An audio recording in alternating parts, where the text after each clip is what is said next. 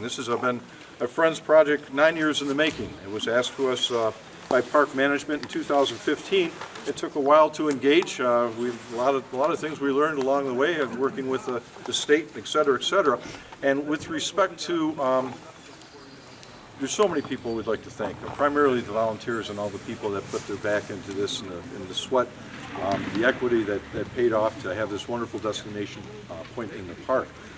Anyways, this will be open from 10 a.m. to noon.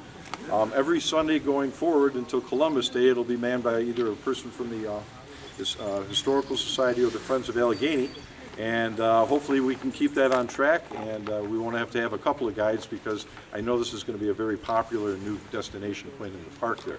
But we've done a number of things for safety precautions, which management has beefed up. And as far as management is concerned, this was on the master plan from 2007, something like that. Later than that, but yeah. Okay.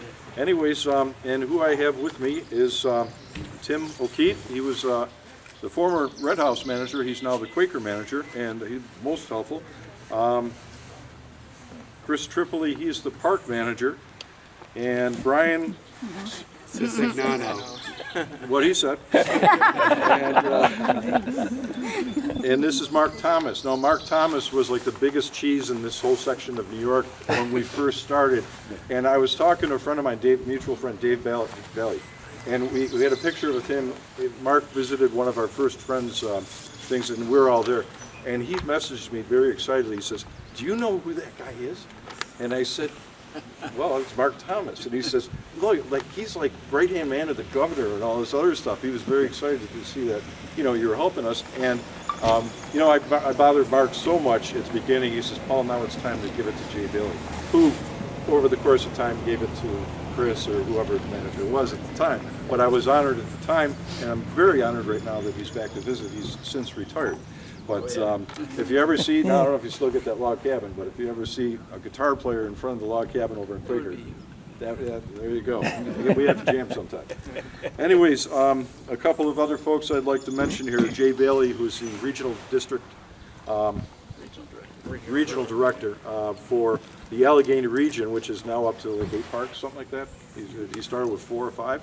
Yep. And anyways, Jay Bailey, Jake Taylor is the assistant regional director. Now Jake and I, Jay has been up here, I can always talk to him and all that, but he delegated me to Jake, his assistant, and Jake and I spent a lot of time together in the designs and things of that nature, and he was always my go-to man and quickly responsive to our needs in that. It really got quick towards the end of the 9 years here. And I can't forget former park manager here on the Red House site, John Snyder, who is now the assistant regional director of the Genesee region, which includes Ledgeworth State Park. In our opinion, the United States' second best park in the United States. Always going to be that. That's for you, John, if you're watching. Anyways, so I covered management, except for head carpenter Brian Ruth. Brian Ruth, he was excited about this right off the bat. And I swear he came here by himself a few times to do things without management approval. We'd sidebar once in a while and stuff like that. Always keep it on the phone because he never put anything in writing. I learned that from New York State as well. But anyways, so, I mean, there were some things automatically done. There's the uprights, some of the things were you know, carpenter ants and powder post beetles, which we've since learned about. You know, he fixed a lot of things with historic authenticity, which was the drive from SHPO, which is the State Historic Preservation Organization. They set the terms of our project here, of which we fulfilled most of. But Brian Ruth and I, you know, a gentleman carpenter, and I use both of those terms loosely, but we understood each other. We could talk the language. He understood my diagrams, and he also had some great input, and you'll see a lot of his work in there as well. So as far as our staff is concerned, we take meticulous time to track all of our hours since day one, and we literally have thousands of hours. I didn't tally them for this particular project, but we have well over 10,000 hours of volunteerism in the park since our inception in 2012 and our incorporation in 2014. But with that time, I got to mention a few people. Again, I'd like to thank all the volunteers and all that. But as far as hours are concerned, John Luby, just coming up from behind right here, was my right-hand man. Unfortunately, we camp a lot together, so I dragged him along. But he always was here with a pickup truck, you know, for lumber, for the Amish lumber we had to do. always doing the heavy lifting and all that stuff. You know, fantastic, and that's why I'm going to pick out a few individuals. The next guy right here is the man behind the camera, Joe Eberly. Joe not only helped physically, but with administrative work, being kind enough to put a lot of this ceremony together, getting our sponsors from the McKean Ham Amateur Radio Operators Club of McKean County. And I got most of it in there, I do believe, and a sponsorship from Tim Hortons, but he's done so much more as vice president over the years. Barb Conklin, Joe Eberly, you're on here twice. It was supposed to be Twice is nice, right? Yeah. Twice is important. What do you want? Joe Eberly, Joe Ruff, Yeah. who's not here, Jim Schwartzmeyer, Kelly McCoy and her family, and former vice president and co-founder of the Friends of Allegany, Kevin Gallen, who's right here. Kevin was always, I don't think he's ever missed an event for the Friends since our inception. One? One. Well, then I believe we might be tied, I don't know. And that hangover one, that didn't count. That's a mulligan. Yeah. Anyways, and most of all, literally hundreds of, or dozens of volunteers that made this come together. When we came here, we had to gut the mill and everything else. It was like a frenzy. It was like an army of ants going in there, and we gutted this thing in like 3 hours. And all the stuff that we did, when we did it, when everybody was there, it was a team effort. Everybody was smiling, you know, with dust in their teeth and everything else. It was a wonderful thing to see the fellowship. And so we have workers that worked here, and I had the honor to interview and learned so much from them. And one up there, gentleman, is Dave Remington. He is the son of the founder, and you'll see him featured, many of these workers, on short clips of videos in the smaller screen in there with the interviews, telling their story of what they did as a boilerman or as a head sawyer, things of that nature. And it's just, you can't get history any better than firsthand.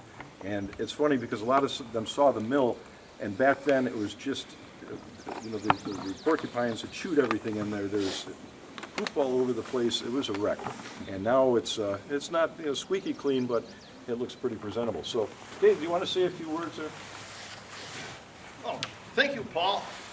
I was informed that you wanted me to speak for 35, 40 minutes, but I don't think people want to hear me talk for 35, 40 minutes. I'm going to give you just a brief happening here. My dad spent 48 years with the state park. And he was the longest continuous employee of the park. Anyways, he passed away in 1977. And I searched in vain for something to have a memorial to him in a park. And we thought about planting a tree, making up a bench, whatever. But what you people have done for him, I just can't say enough. This is him. This is him, and it will be. I just say thank you, volunteers. It's amazing what you've done. Thank End you. of story. Thank you for all your information, Dave. You are a wealth of information.